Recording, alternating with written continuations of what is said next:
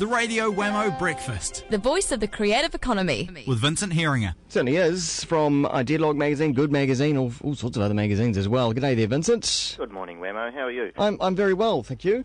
This morning we're talking about how public and private is working, in particular at AUT University.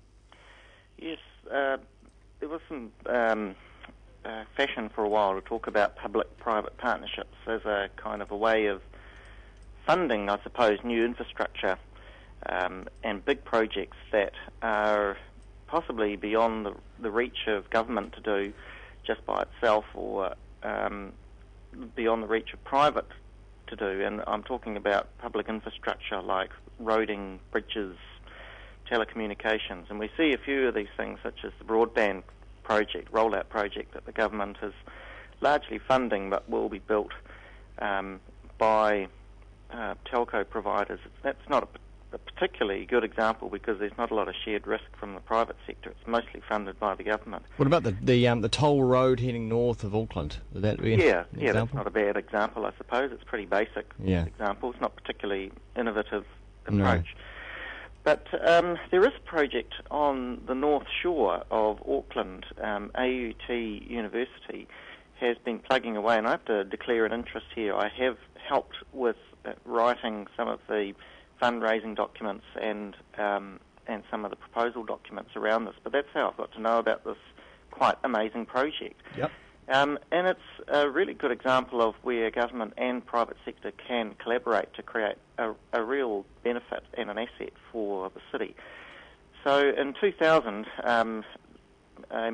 what's called the Millennium Institute, the Millennium Centre, which is a big sporting facility with an Olympic-sized pool, a massive gym, a training, weights room, all sorts of equipment for elite sports people. So it's open to the public, but the main aim was to create a centre for elite training for our Olympic and Commonwealth and world-class athletes. And it was built and paid for by two wealthy businessmen, Graham Avery, who was a publisher, and Stephen Tyndall of the Warehouse fame. Okay. Completely funded by them, and they also brought in various assistance from the local government, but it was funded by them, and about 5 years later they have effectively donated the entire facility. So it's worth something like $30 million, this facility. It's big, it's massive infrastructure. They have donated the whole facility to the Crown under the management of AUT. Crikey. Effectively given it to AUT University to manage and to develop into a world-class research centre around sport and fitness. So no profit to them at all? Absolutely no profit to them. It was an act of generosity that we don't often see in New Zealand.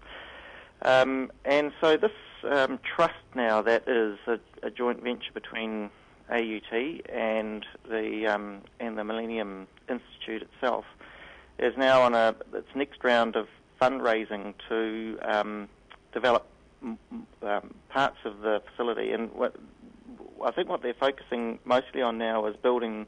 So they've got the sports part. Now they really need the research part, the labs and the teaching, lecture theatres and places for academics to do their work. Was this also in an effort to take on the Aussies? Because the Aussies have had something like this for a long time, haven't they? Yes, they have. They have the Institute of Sport. Yeah. We do have an Institute of Sport, but it's not physically located. It's a body that's sort of spread around New Zealand and makes use of other people's real estate, effectively, to run courses and programs.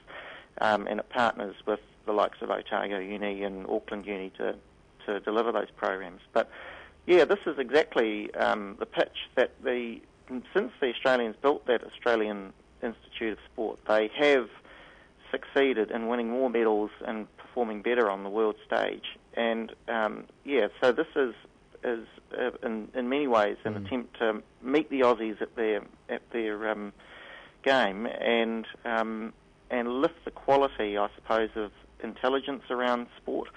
So we are a sporting nation and we do incredibly well, but it's a bit like the America's Cup. The science is taking over, and the science of physiology and the science of movement are really quite an expensive and quite academic exercise in the end. So for something like this to work, I mean, should it have been an equal public-private thing? Because at the moment, I mean, it seems like, well, Stephen Tyndall and friends paid $30 million for this to work and then just gifted it. I think, I don't know all the politics around it, but I think there has been an incredible amount of frustration from the people involved at the government. The central government was not more active in supporting this. And there are probably a few reasons for that. I suppose that, spending money on sport is always hard to justify because there's no economic return that's obvious. I suppose there are spin-off benefits, but it's hard to say, well, spending money on a swimming pool has employed so many people and generated X amount of export earnings. So it's always hard to justify. But yeah, I think that in some ways it's an indictment on where we spend our money. But on the other hand, I think awesome, that's civil society at work, of wealthy people who have benefited from living in this country and are contributing back to it by investing in infrastructure that will really make a difference, well beyond the lives of the people, of the Tyndalls and the Averys. So if people want to visit the Millennium Institute, whereabouts is it? Well, it's in Albany on the North Shore. It's on a massive area of land, and they've got room for expansion, so it will grow over time. But it's sort of just in from East Coast Bays. Okay. Cool. There's the website as well, sportsground.co.nz. You can find a whole lot about it there, and also pictures and visiting hours, that kind of thing as well. Thanks very much, Vincent. A pleasure, Wammo. And check out Vincent, more Vincent at idealog.co.nz. Time now here on Kiwi is 7:50.